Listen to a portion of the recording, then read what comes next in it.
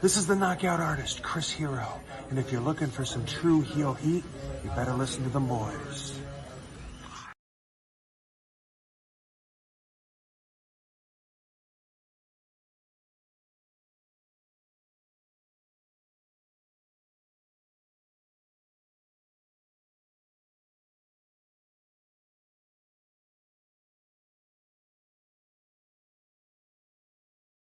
What's up, guys? It's Wolverine, Death Machine, Mr. GMSI himself, Brian Cage, and you're watching True Heel Heat. Who better? Nobody.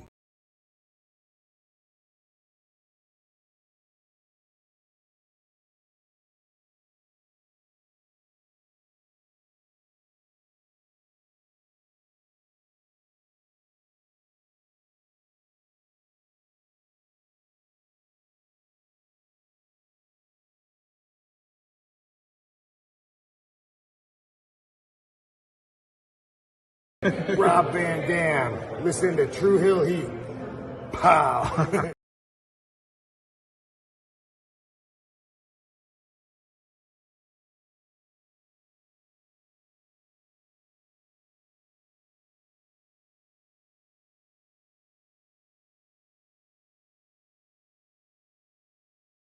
Hey everybody, it's Tony Schiavone of All Elite Wrestling, and this is True Heel Heat. And I said it right, you motherfuckers.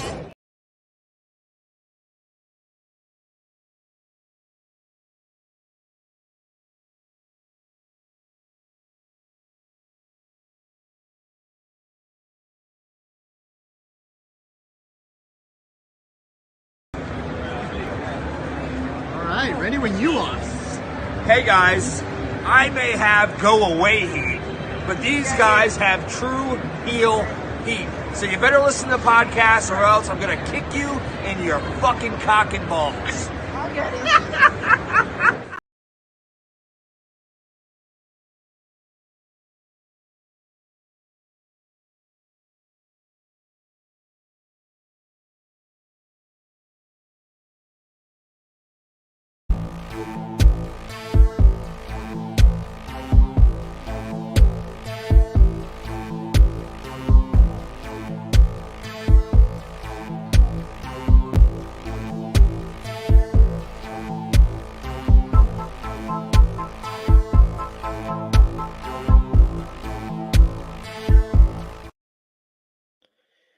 Hello, hello, hello. It is me, your True Heel Phenom, SP3. We are live on the True Heel Heat Sports and Entertainment YouTube channel for our very first review of Power Book 2 Ghost. We're talking Season 4, Episode 1, and what an episode it was as the follow-up from Season 3's epic finale. We saw Brayden and Tariq go into war with Noma, Effie, and the Tejadas, and all the drama that went down in this one like a damn GTA mission. And we're here to discuss it with all of you. So, welcome. Yes, I am here. I am here all alone because I was supposed to do this with Sober Guy JJ, and if you follow along with the True Heel Heat Wrestling YouTube channel, you know when I do something with Sober Guy JJ, it is always I won't give him 50-50. I'll give him like 70-30% that he may not show up.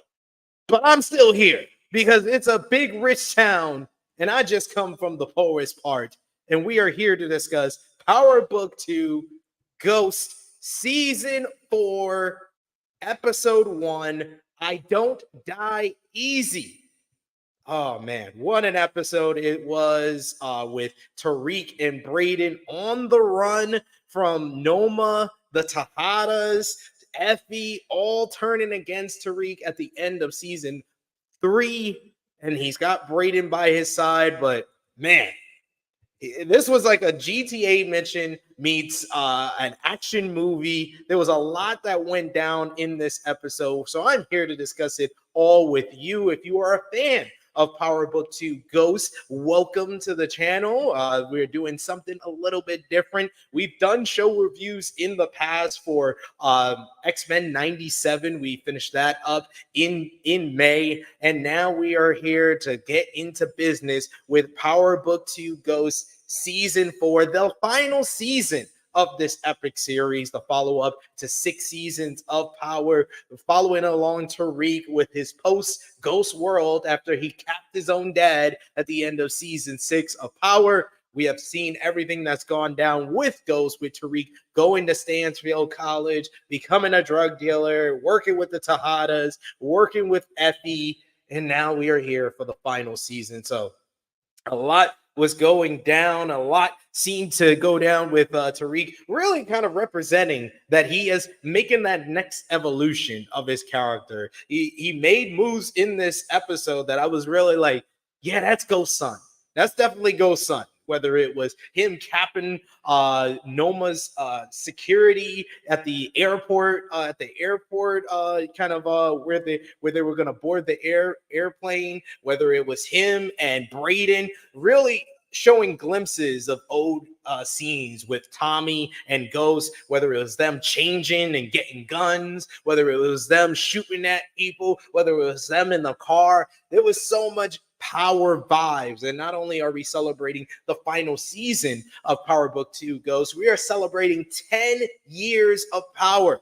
Power started on June 7th, 2014, all the way back. Amari Hardwick playing the role of Ghost, James St. Patrick, of course, Joseph Sakura as Tommy Egan, and all the journey that they went throughout 6 seasons of Power, ending with Tariq pulling the trigger on his own father at Club Truth. And now we are here 10 years later for the final season of the Tariq chapter of the Power book. So we got a lot to discuss from this premiere episode, but I want to discuss it with all of you since Sober Guy JJ is either running late or has completely no-showed me. We'll see. I got a couple of my other friends that I sent the link to that can. You're always welcome to join us for these Power reviews, is what I told them. And any of you guys watching, if you're a member over on the True Hill Heat Wrestling YouTube channel, if you're into Power Book 2 Ghost, let me know, and maybe you could pop on here and talk about this season with me. So love anybody who wants to talk about it. But sound off in the live chat. Love to interact with all of you. If you're watching us on YouTube, remember to drop the thumbs up on the video. You can also share the video with all your your TV and Power Book, Power friends, Power Universe fanatics like myself. You can share it with them on all your favorite social media platforms. If you're new to the True Hill Heat Sports and Entertainment channel, hit that subscribe button, hit the bell to stay notified for all the great content here.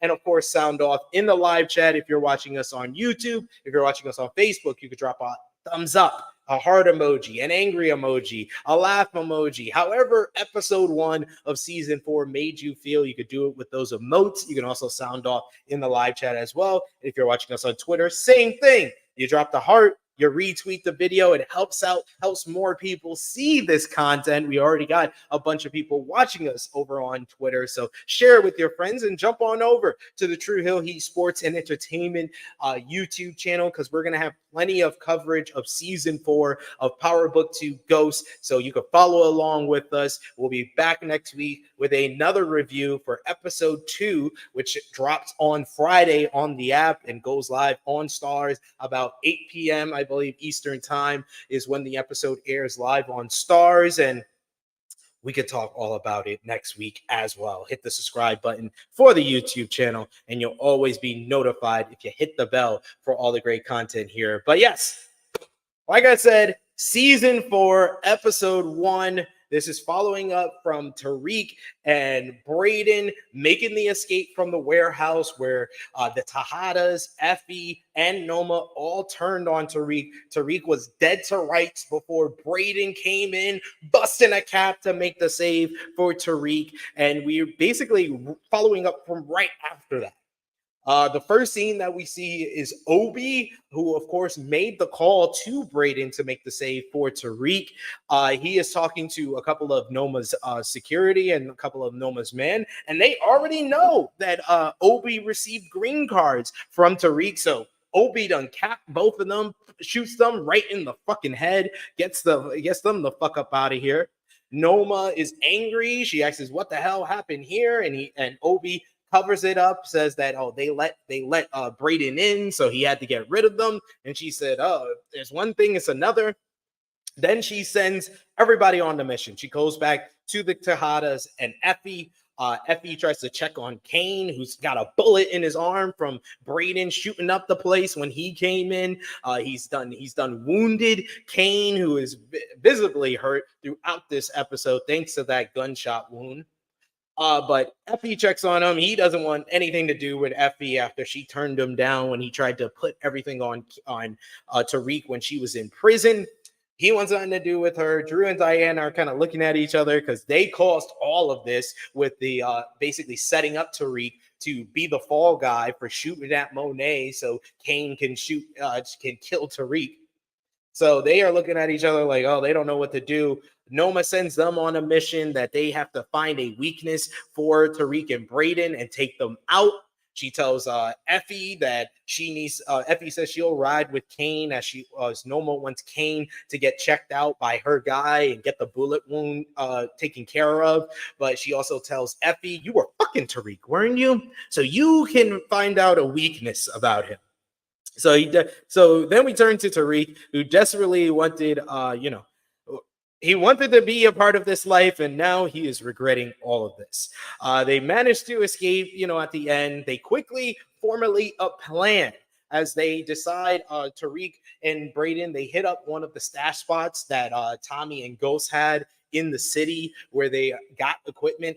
They have guns already, a whole bunch of guns, which I believe is from Mecca. If you remember back in season 2, Tariq basically had a lot of information on Mecca and got a bag of his goods, and he had a whole bunch of guns. So I believe those guns are probably from Mecca.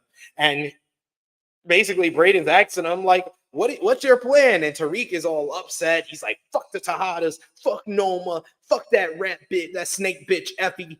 He's all upset, and Brayden just wants to know what's the plan. What's the plan? So when they get back, they're changing their clothes, they're getting the guns. He decides his plan is to kidnap Noma's college-age daughter, Anya Covington.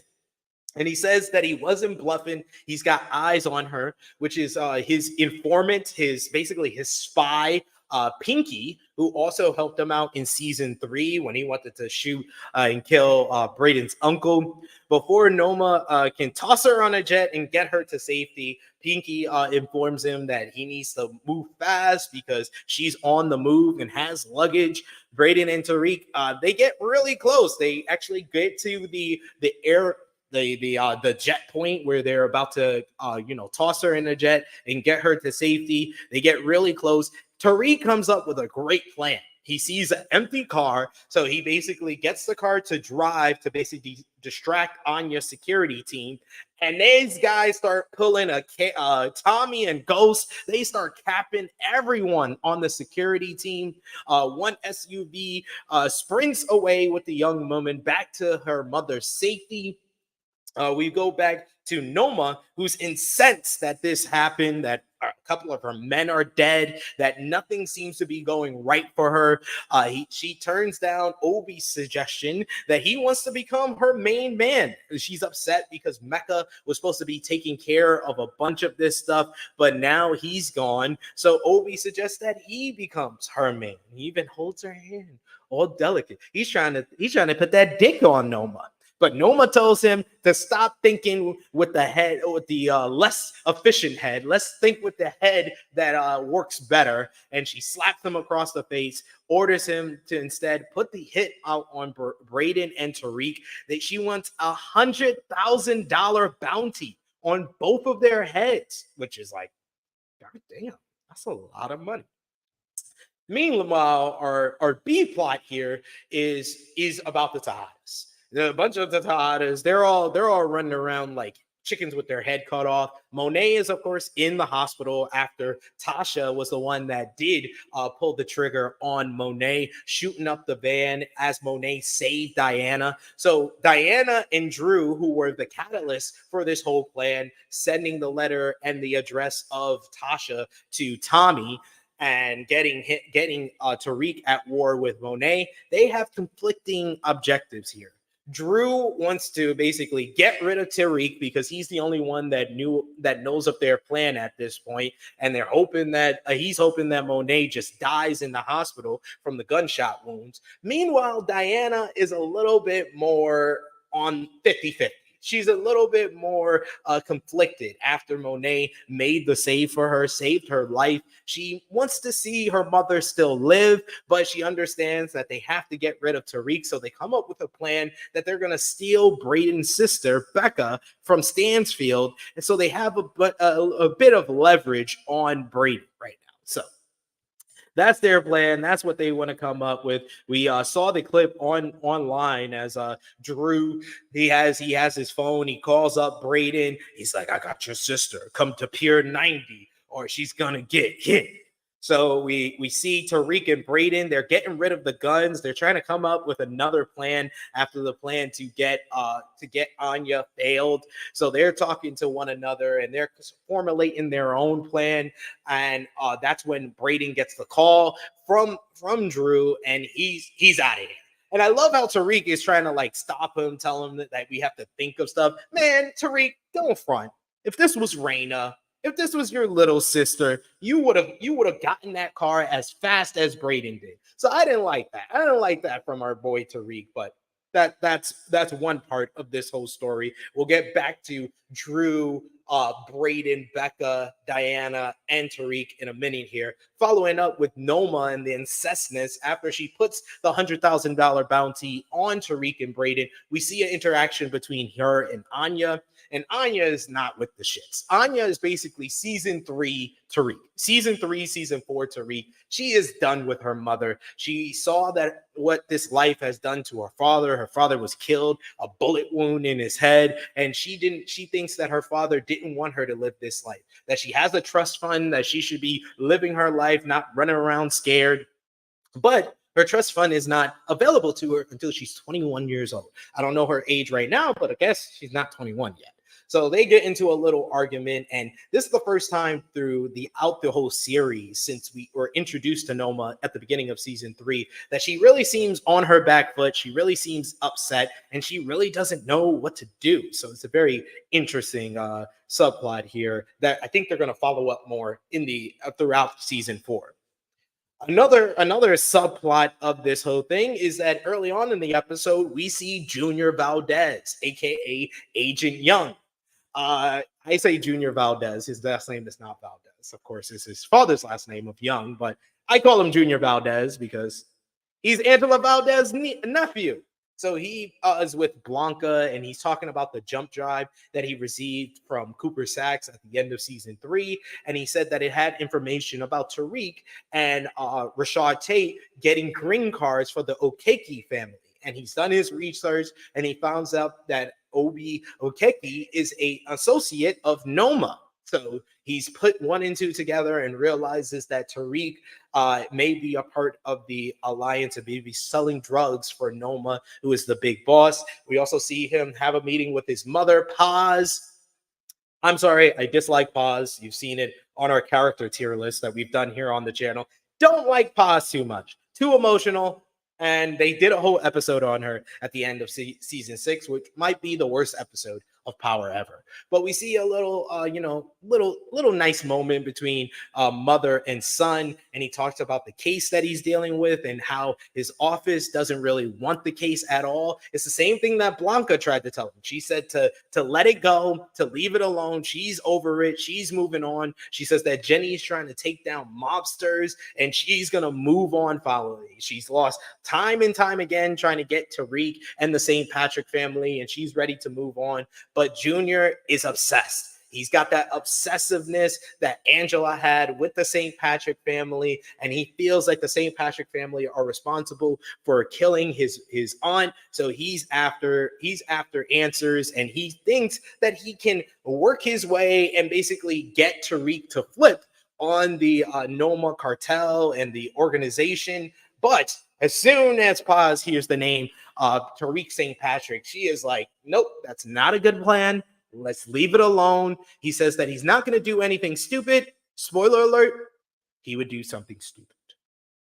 Knowing that he's in deep trouble following this whole conversation with Brayden, like we said before, after Brayden gets the call from Drew, Tariq calls Davis McLean for help. Davis is unwilling to engage, though, because he's in a shower with two ladies at the moment, about to get an ebony threesome. He wants that swirl in his life. Hey, Davis McLean is like, man, I'm under investigation also, and he can no longer be Tariq's lawyer. He says that his attorney-client privilege is expended, and he has to put on hold his legal counsel. Later, though, after Noma visits Davis McLean at his damn home and pulls a gun out on him, and offers him the $100,000 for Tariq and Brayden's whereabouts, the lawyer calls his former client and tells him to get the fuck out of New York. He advises letting Tariq know about the bounty on their heads. So Davis, man, MVP candidate. Davis is an MVP candidate because he didn't need to side with Tariq. He's always been about his money since we met him in season 1. So I think that this was a big moment for the relationship between Tariq and Davis McLean at this point in time. Meanwhile, you got Effie is helping Kane. So Kane he's driving him to his penthouse so he can get the bullet wound put out. So he wants to, but he has other plans. He wants to find where Brayden and Tariq is at. So he says that he wants to go to the Weston house. So he busts into the Weston house. He punches Brayden's brother in the face. He starts beating the shit out of him, bloody, with a gun, just totally fucking him up. Then the father comes down. He says he's already called the police. It's Effie who makes the save for the Weston family, realizing that they don't know where Brayden is at. They don't know where Tariq is at. They don't want anything to do with this life. So Effie gets Kane out of there. She gets him to the penthouse where he's able to get the bullet out of his arm after a nice little exchange with the doctor where he tells him, I know how bullets work. We get a nice little moment between Kane and Effie, who Effie is very, appreciative of everything that Kane has done for him, helping her with the tuition, helping her when she was in prison and Monet tried to kill him. That doesn't stop her though. They have a nice little moment with a kiss, but of course that doesn't stop Effie from turning on Kane later in this episode. But we'll get to that. Meanwhile, Monet, the other Tejada, the last Tejada that we haven't addressed yet, she is going through it. She's in the hospital on death's doorstep, and she is having hallucinations in her mind. She's in a room basically watching herself on death's doorstep, and she gets hallucinations of both Lorenzo and Mecca, the two men that have basically, one man brought her a part of this life. The other man basically left her with a baby in the bag and just left her hanging. So they both have kind of ruined her life, but she is the one that basically put the family a part of the drug business. She's the one that took the drug business off when Lorenzo was in prison. So they tell her, you're just believing your own lies. She's going through it in her head, realizing that she has really fucked over her family. She also has a quick little run-in with our boy Zeke. Our boy Zeke has an appearance, another hallucination, another person she is responsible for killing, basically, because Lorenzo killed him, because she was in this whole secret affair with Mecca, and he thought that was Mecca, and all this nonsense. So she has that moment with Zeke where she says that she feels like she doesn't deserve a second chance, but she wants one. She wants a chance to make things right with her family and make it up to the remaining kids that she has in her life, even though she wasn't there for Zeke. So that is where Monet is at, and we would see later in the episode that Monet lives. Monet lives, folks. We can breathe easy there. Moving back over to Tariq and Brayden. So once Brayden gets the call that Becca's in trouble, he goes off in a car. Eventually, we see that Tariq is not that far after him. Becca is in the back seat with Drew and Diana. When Diana gets a call about Monet being on death's doorstep, she, of course, feeling conflicted, feeling like she needs to be there for her mother. She tells Drew that she wants to go to the hospital, and Drew's like, "Your ass got to take an Uber." He stops the car, tells her to get the fuck out. Becca, realizing something ain't right at this point, which she should have found out from the very beginning, because it was strange how the fuck Drew was acting. Drew is the worst fucking criminal of all time. Just want to say that. So he drives Becca to Pier 90, where Becca basically is starting to realize that something's wrong. She says, "Oh, maybe I should call my father if Brayden's really in trouble," because they tell him that Brayden's in trouble and owes people money, and that's why she goes with them. And she says, "Maybe we should call my father to help. Well, or maybe I should call Brayden." And when she pulls out the phone, Drew starts acting like a fucking maniac. He tries to get the phone out of her hand. This leads to a little tussle where she gets him with pepper spray and gets the fuck up out of the car and starts running. Drew, the worst fucking criminal ever. So he drives after her. She's in a warehouse. She's running around. She meets up with Brayden, who gets out of his car and tries to comfort his sister. But Drew is after him. He stops and is about to shoot at the Weston family when Tariq comes out of nowhere with a car and rams right into Drew. But unfortunately, I have to criticize Tariq again. He's a horrible shoot, or he was very affected by this car crash because he's shooting at Drew. He's missing him as Drew's moving all slow. This was probably the most unrealistic moment of this whole episode, because how the fuck did Drew get away?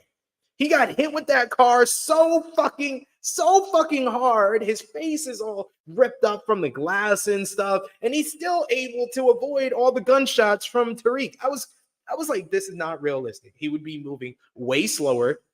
He honestly would have been concussed at the impact of the car crash. I understand why Tariq was, being slow and he was affected because he was the driver, but I mean, it was just not realistic that Drew was able to get away. Drew should have died.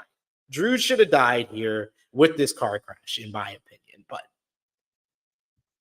to each his own. And they get away. Brayden tells Tariq to get in the car. Tariq and Brayden drive Becca to the Weston house where Brayden's dad basically tells them off. He says, "You want to be a part of the jigaboos? They've made you into a white monkey." And Brayden rightfully calls his father a fucking racist piece of shit, which he is. But he tells him that he is no longer part of the family. He wants nothing to do with them. So it sucks. It sucks for them. But yeah, at that point, that's when Tariq gets the phone call from our good friend Davis McLean, telling him about the bounty over his head. And we get a great moment with Tariq and Brayden in the car where they're talking about how, Noma has the bounty on their head. They also do an I wish moment where they wish that they would have just been college students, broke ass college students who would have just had to be thinking about finals and fucking. But Brayden says that he's with them. He's gonna ride with them. He's been with him this long, and he's gonna have Tariq's back.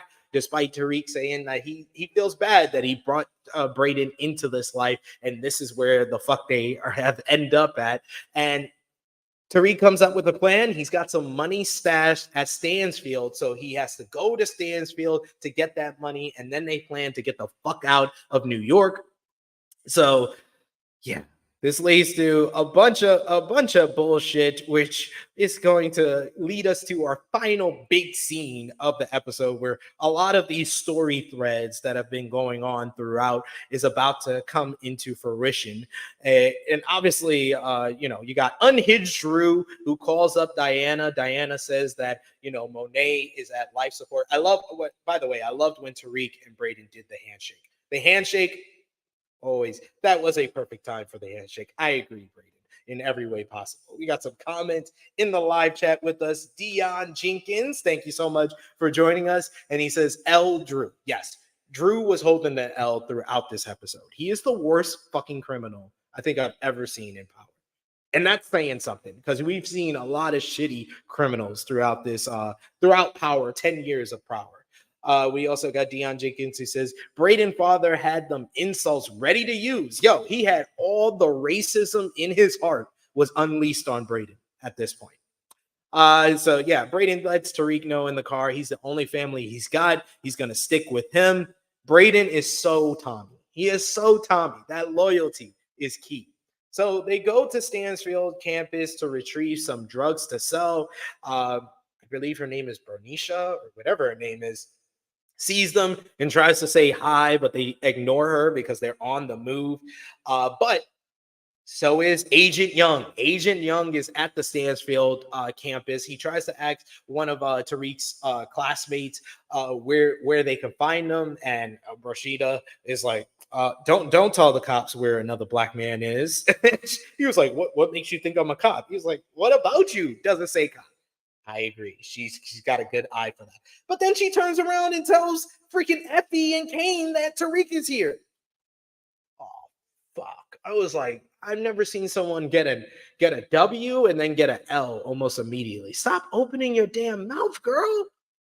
Why you got? I know he's usually with Effie, but damn. So when they're at Stansfield to collect some money as they got to get out of town, that's where everyone descends upon. We got bounty hunters. We got Kane and Effie. Kane lets Noma know that Tariq is at Stansfield College. Tariq and Brayden are there, which leads to Noma letting all these bounty hunters know that there's a $100,000 bounty on Tariq and Brayden. Get to Stansfield because that's where everything's going to go down. Drew gets a call as he's on his way to Stansfield as well. He gets a call from freaking Diana saying that she's on his saying Monet's on death's doorstep, and he's like, "Yeah, if she wakes up, pull her over her face and kill her." Drew is unhinged. He needs to get the fuck up out of here almost immediately. So yes, federal agent Angela's nephew and Paz's son Junior is there. And there's going to be a lot of bullets and some negotiation going on at this point. So Tariq and Brayden are on the move. They get out. This is when Effie makes the decision to turn on Kane. She texts Tariq to warn him that Kane is there to kill him, and there might be others. So they run to the campus parking garage, where Tariq goes face to face with Agent Young. No, I mean dumb. But Agent Young, aka Junior, and they have a face-to-face where he questions Tariq about the green cards that he got for the Okeke family. He says that, yo, we gotta go. So he's like, no. He's like, I'm a federal agent, shows him the badge, and he says, I'm here, and maybe if you turn on the organization, he says, I think that you're selling drugs. I know you're Tariq St. Patrick. I know you're Brayden Weston, and I know y'all are selling drugs for Noma's drug cartel or drug organization. So Tariq's like, are you gonna read me my rights? Oh yeah, you think you know some shit? You don't know shit. And Junior opens his damn mouth and seals his fate. He says, I'm like my aunt, Angela Valdez. And Tariq, as soon as he heard that name, he knew what the fuck he was going to do. He said, Angela Valdez. Brayden doesn't know who that is. He says, who's Angela Valdez? And Tariq responds, oh, he's my dad's side bitch. No chill. Tariq has no chill at all. He says that to Junior. He gets in his face. Tariq, they get into each other's face, and Tariq is really happy, is really angry about this. Obviously, being confronted by a federal agent who just happens to be his dad's side bitch's nephew. But a bounty hunter is there in the parking garage and starts shooting at him. Tariq and Brayden, they sneak around and get around the whole shootout there between Junior and the bounty hunter. The bounty hunter pulls up on Junior, who's able to get the shot off on him and shoots him right in the head. But This allows Brayden and Tariq to get the drop on Junior. Brayden hits him in the back of the head with the gun. They pull the gun on Junior. They take his gun. They get we get Brayden, who takes the phone from the bounty hunter, and basically they put Noma on FaceTime. And they let her know they have this federal agent that's been snooping in her business, and they will take care of him, as well as give her the jump drive, because Junior showed Tariq the jump drive that had the information about Noma and her organization. And they said that they're going to send that to her. They'll take care of the agent. All Tariq wants is a truce between the two. Noma at first is like, she's not with any of this shit. She's like, no, fuck out of here. I'm not doing that. You went after my daughter. Fuck you. But then Obi talks some sense into her. He's like, this might be our only out in this organization. He's like, the best case scenario is that we kill a college student on his campus and the federal agent winds up being kidnapped or killed. How is that going to do good for our organization? We can't go back to Milan after Lombardi, after her ex-husband was killed. So they are kind of at a lose-lose situation. So he basically suggests that she takes the deal and calls for the truce. Noma says that she seemingly seems like it's making sense to her what Obi is saying, but she also says that she will make sure that Tariq is dead and everybody he loves is also dead. But she accepts the truce. She also tells Tariq and Brayden that they better not be selling anything. I don't even care if it's aspirin. She don't want them to sell any type of drugs at all if she's going to agree to this truce, and they agree. So they clean up all this shit. Tariq tells Brayden to call the cops about the whole shooting and stuff. And Tariq says he's going to take care of this. He picks up the bounty hunter's gun. Agent Young Jr. is trying to talk some sense into Tariq, telling him he doesn't have to do this. And Tariq says this great line. He says, you know that your aunt was the worst thing that ever happened to my dad. And I don't think he was very good for you. I don't think he was very good for her or for you. And then shoots him right in the fucking head.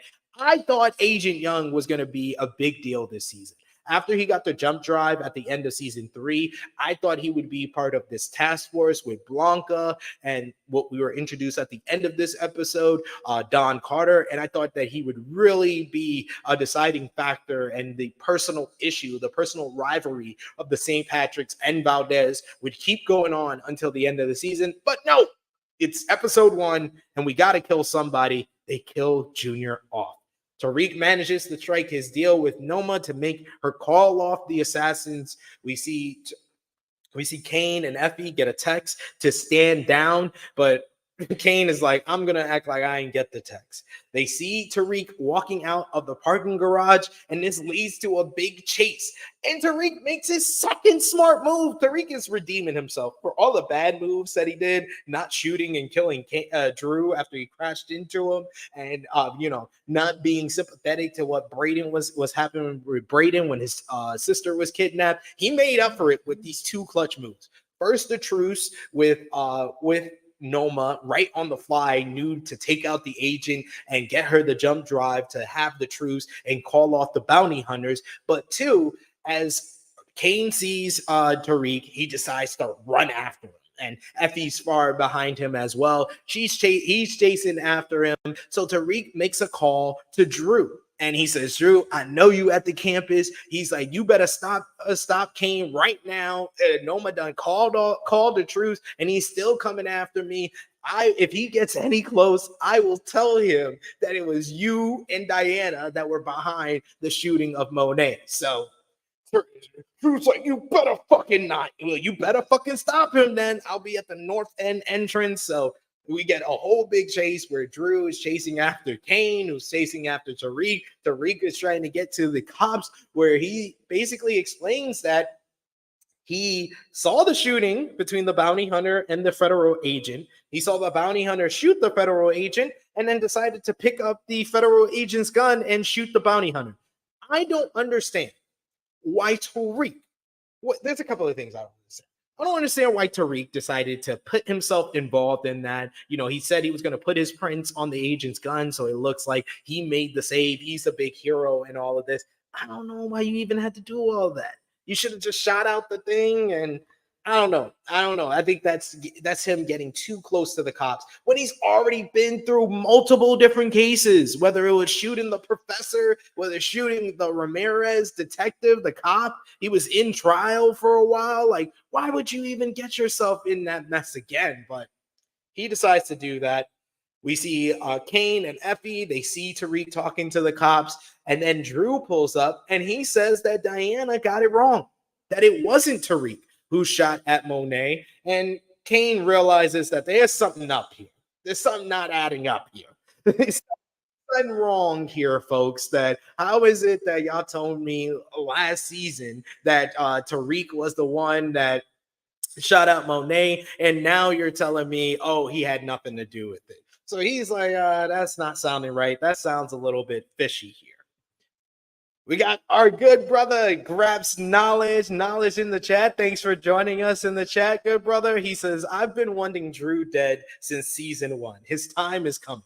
100%. He ain't surviving season 4. This is the final season. Drew is the first Tejada I want dead almost immediately. I've been done with Drew for a while myself. I would say my disdain for Drew started about like season 2. He started getting a little bit annoying to me. And plus, he always has more sex scenes than everybody else. I guess they had to make up and even out the tractor for how many sex scenes we had with Angela and Ghost in compared to, we also had a bunch of sex scenes with Tasha and Ghost and Tasha and fucking Terry Silva. And so they had to even out with some gay love scenes in Power Book 2 Ghost. But I don't even think we've had a Tariq love scene yet.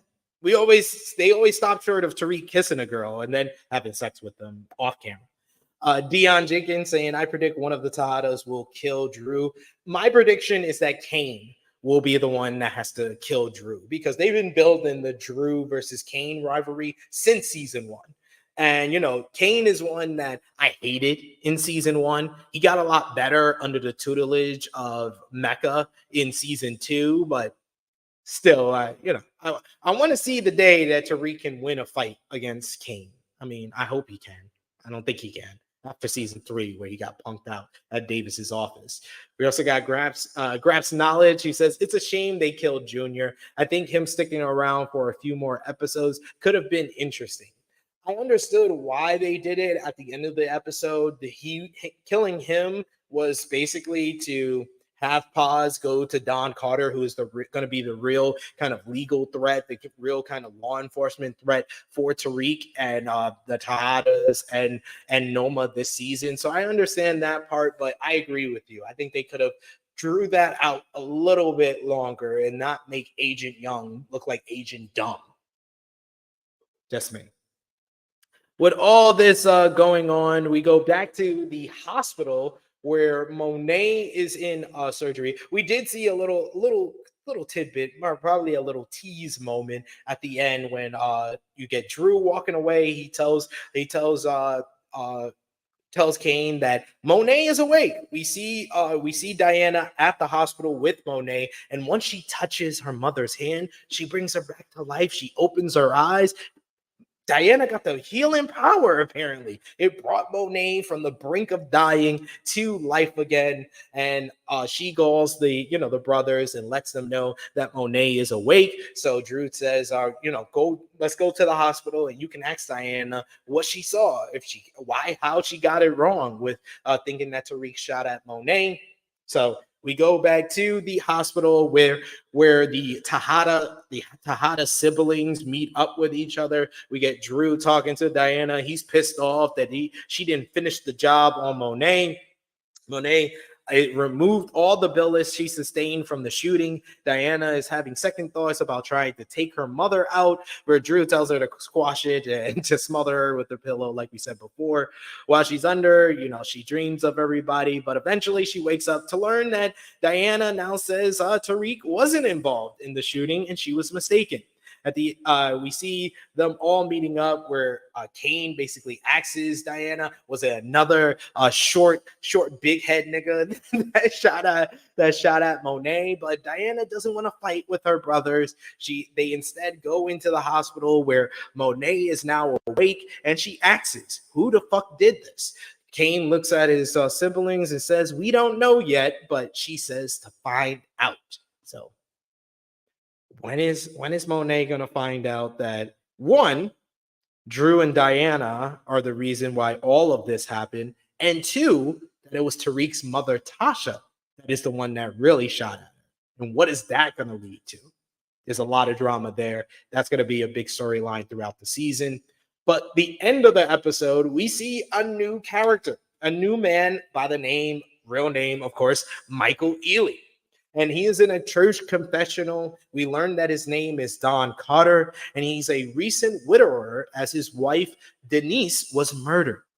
He's also part of a law enforcement task force. On his way, he's having a confession with a priest, and he tells him that he's full of anger and rage and he doesn't know how to consume this. The priest asks him, did he go back to work too early? He says his work distracts him from all the pain that he's dealing with.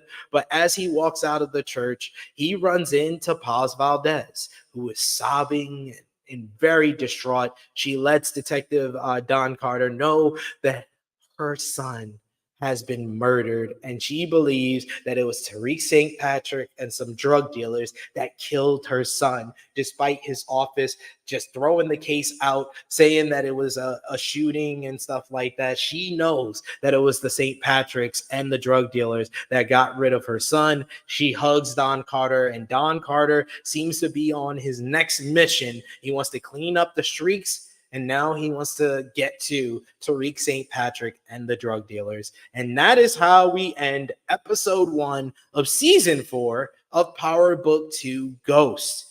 What an episode. This had action. This had drama. This had some funny moments with Drew being the worst criminal ever and Becca totally sunning the kid. You had the different storylines going on, whether it was Noma not knowing about the betrayal of Obi, not being able to control her daughter Anya, not being able to control anything despite wanting to kill Tariq and Brayden. She had to make a truce at the end. Tariq and Brayden even have a meeting on the roof towards the end of this episode, realizing that they're at their wits' end right now because they have no drugs, they can't sell drugs, they have no money, they can't get their lick back against Noma and her organization for now that there's a truce. So they're kind of asked out, and what we see, I think, on the description for episode 2, they have to go back to college. They got to go back to Stansfield at this point. These boys are down bad. Meanwhile, you got the Tejadas with all the betrayal going on there. When is Kane going to find out what Drew and Diana did? When is Monet going to find out what Drew and Diana did? And what is that going to mean for this family? Will that be the straw that broke the camel's back? And will we see one of these brothers turn on the sister, or the sister turn on the brother, or brother turn on brother? We know something's going to happen this season. When is Monet going to find out who shot at her? And when is she going to realize that it was Tasha that did it? I don't think Tasha's making it out this season. I said that on our preview, and I will repeat that here. So there you got all that story right there. When is Kane going to find out that Effie turned on him? And when is he going to learn the lesson that I think we've all learned throughout the 6th season of Power, all the way through Power Book 2 Ghost? You can't trust Effie. I don't care what Miss Chrissy Love says. You can't trust Effie. Effie is a turncoat. That's all this woman does. She betrays people. I know she still got love for Tariq. And yes, in a way, she made the save for Effie, but Tariq better not trust her. But it seems like she's going to be a double agent because she wants to, make some money to get out of this life, but she still has love for Tariq. So a lot of stuff going on there. And how big of a threat is Don Carter going to be? We got Dion Jenkins in the chat who says Carter is going to be a problem. You already know from the introduction that they gave Don Carter, he's going to be a problem. He's going to be a problem. He's going to be a big problem for us.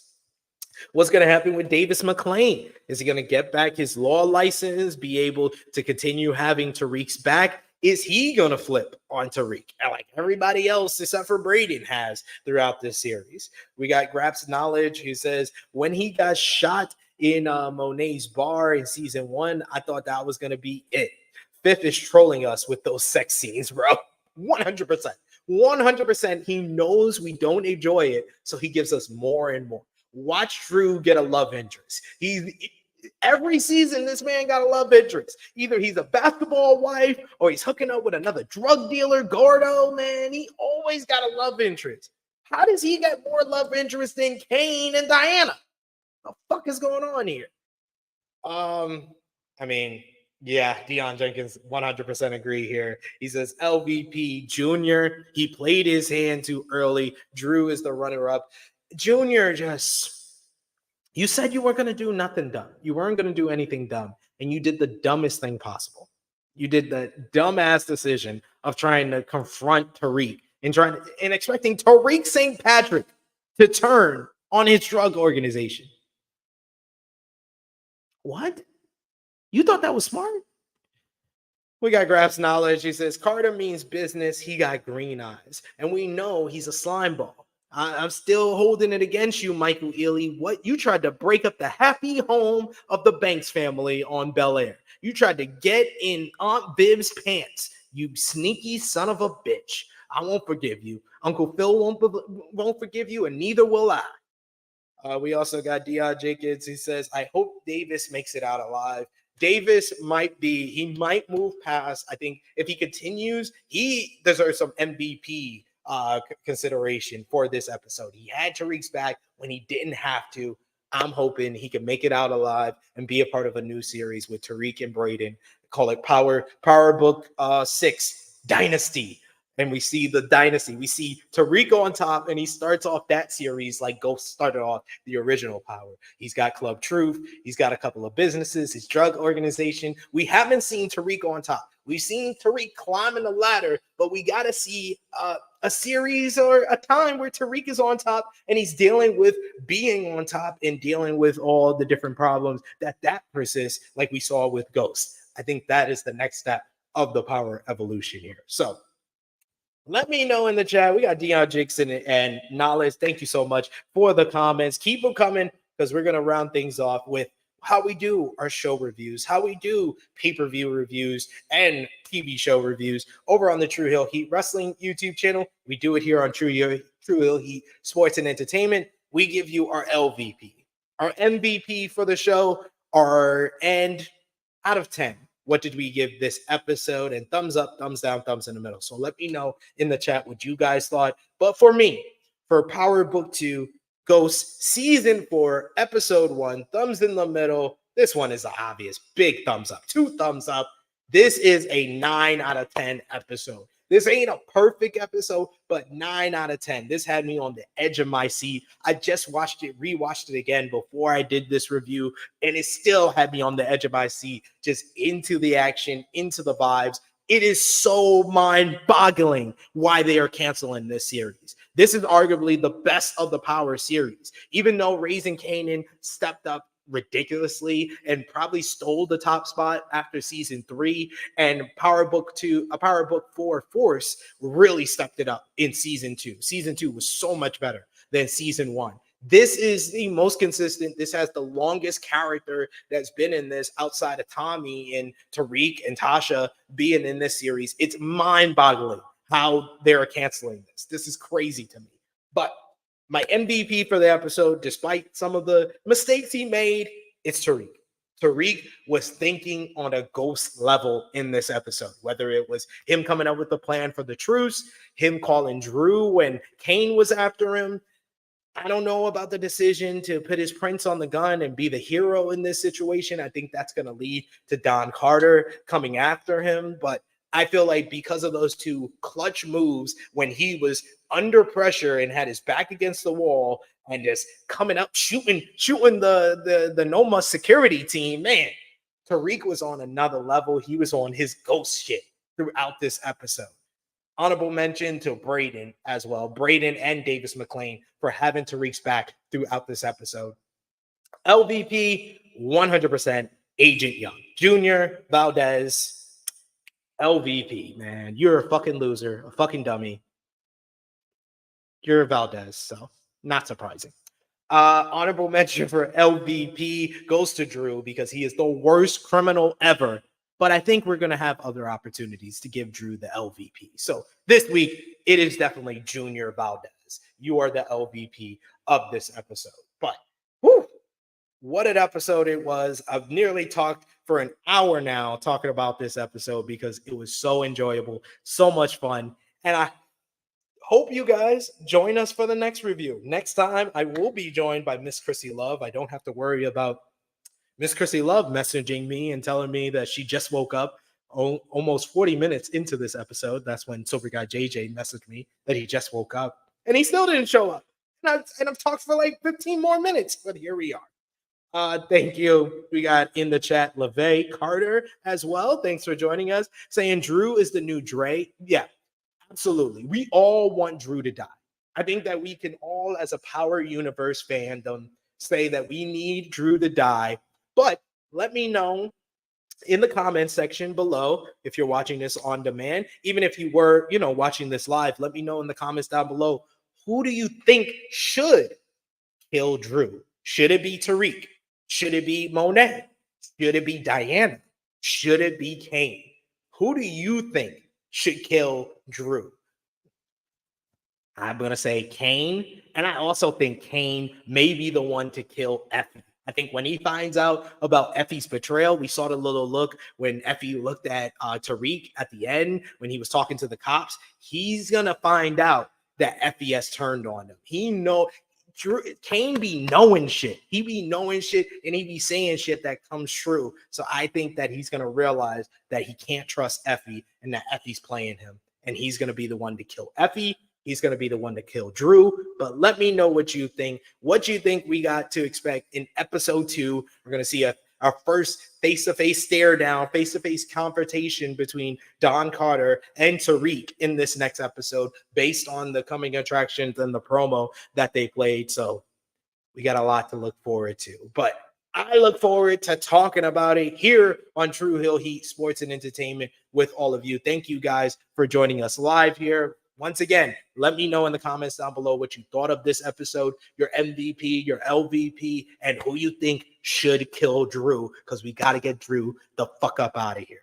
Once again, I want to show you guys our power character tier list that we've already put together. You can check that out. That's on the channel right now. Show me and Chris G going through all the characters from the original Power series, as well as Power Book 2 Ghosts. And check out True Hill Heat Sports and Entertainment, where we got our NJPW Dominion 2024 review. We also got the True Hill Heat flagship podcast, True Hill Heat 280, where we talked about Ricochet's departure from WWE. And also check out our Power Book 2 Ghost Season 4 preview that we did, me and Miss Chrissy Love. Miss Chrissy Love will be back with me next week to review episode 2, and I'll have someone to review the rest of the season. I promise, guys. But until then, like I said before, comment down below. Thank you to all of you. You can follow me on the Twitter machine, where I will be giving my instant reaction after watching this week's episode 2. I'll put my instant reactions after I watch the episode at True Hill SP3. Follow the gang, Facebook, Twitter, Instagram, TikTok at True Hill Heat, patreon.com/True Hill Heat. Best place to support us. $3 a month gets you exclusive content. Go over to True Hill Heat Wrestling YouTube channel. We got our short for last night's Monday Night Raw up right now. And thank you once again for joining me. And I will see you all next week. This has been our Power Book 2 Ghosts Season 4 Episode 1 review. It is me, your True Hill Phenom SP3, signing off until next time.